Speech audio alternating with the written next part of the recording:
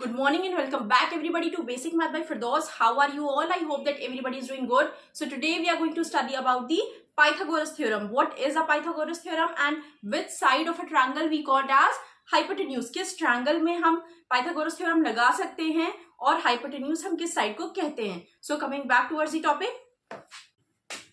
In a right angle triangle, अगर कोई right angle triangle है, suppose that we name this triangle as A, B and C. ABC क्या है? ABC एक है triangle. Right angle क्या है? Right angle means one angle of a triangle is 90 degree. एक angle जो triangle का है वो उसकी डिग्री क्या है? That is 90 degree. So अगर 90 डिग्री है इन अ ट्रायंगल तो उस ट्रायंगल को हम कहेंगे it is a right angle triangle. Now the second thing, in a right angle triangle the longest side of the triangle is known as the hypotenuse. What we call it as hypotenuse. Hypotenuse जो होती है वो कौन सी side होती है? जो 90. अब इस साइड, इन तीनों साइड्स में से जो राइट एंगल ट्रायंगल है उसमें से हम हाइपोटेन्यूज किसे कहेंगे? जो 90 डिग्री के ऑपोजिट में होगा. 90 डिग्री इधर है, ऑपोजिट किधर है? AC is the opposite side. So AC क्या है? AC is the hypotenuse. AC hypotenuse है.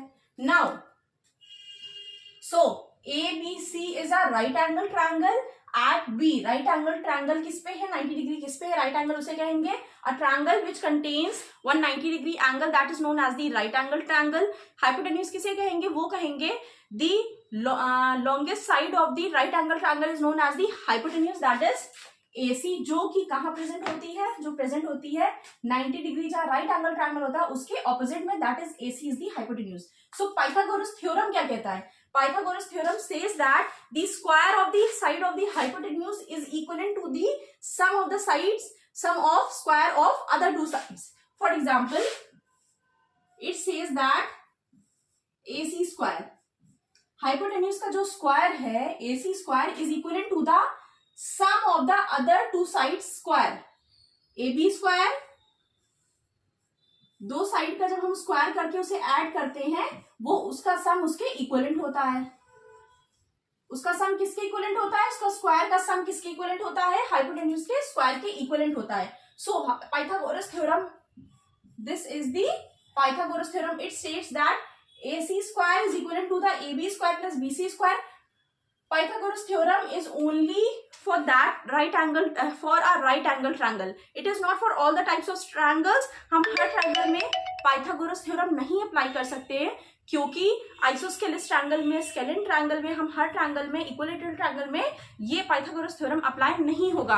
ये सिर्फ उस ट्रायंगल में अप्लाई होगा जिसमें एक 90 डिग्री का एंगल होता है, that is right angle triangle. So AC square is equal to the AB square plus BC square. Sum of the sides of the other two sides of a right angle triangle is equivalent to the square of the hypotenuse. So this is all about Pythagoras theorem. I hope that you all have understood about the Pythagoras theorem. What it says, just see a review of that. AC square is equivalent to the sum of the other two sides, that is AB square plus BC square. Hypotenuse क्या है? Hypotenuse क्या है? Right angle triangle का opposite जो side होगा triangle में उसे हम कहेंगे hypotenuse. So this is a right angle triangle. ABC is a right angle triangle and where AC is the hypotenuse. So Pythagoras theorem what says? It says that the square of the hypotenuse is equivalent to the sum of the square of the other two sides of a right angle triangle, that is AC square. AC square is equivalent to the AB square plus BC square. AB square plus BC square. So this is Pythagoras theorem. So now we are going to study one or two question on Pythagoras theorem. So the first question is given.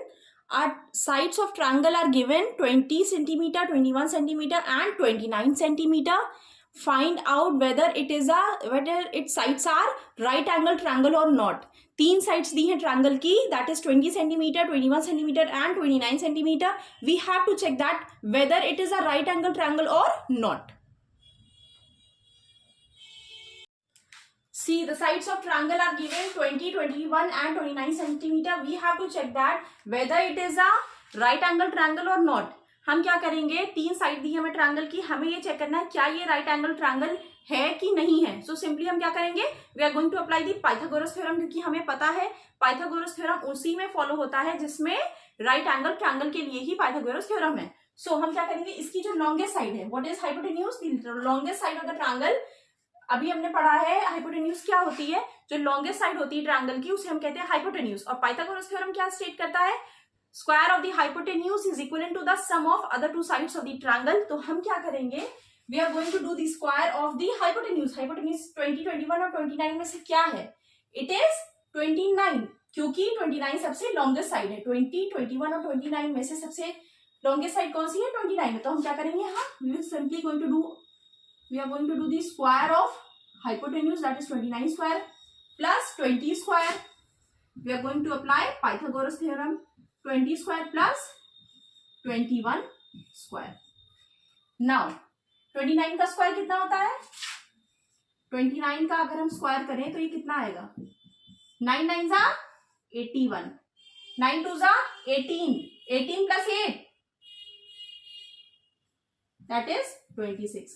Now 9 2 जा 18, 1 carry, 2 2 जा 4, 5,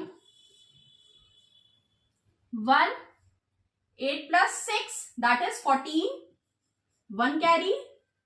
Now 5 6 7 8 that is 841. So square of 29 is 841. So what is the square of 20, 2 2 जा 4 and 2 zeros. Now square of 21, square of 21, what is square of 21, that is 444. आप multiply करके भी देख सकते हो 21 का स्क्वायर क्या है, 21 इंटू 21, 1 1 जा 1, 1 2 जा 2, 2 1 जा 2, 2 2 जा 4. Now 1 2 plus 2 4 and 4, that is 441 is the square of 21. Now 400 plus 441, that is 4 1 and then 841. अगर आप ऐड करके देखो क्या आएगा, 841.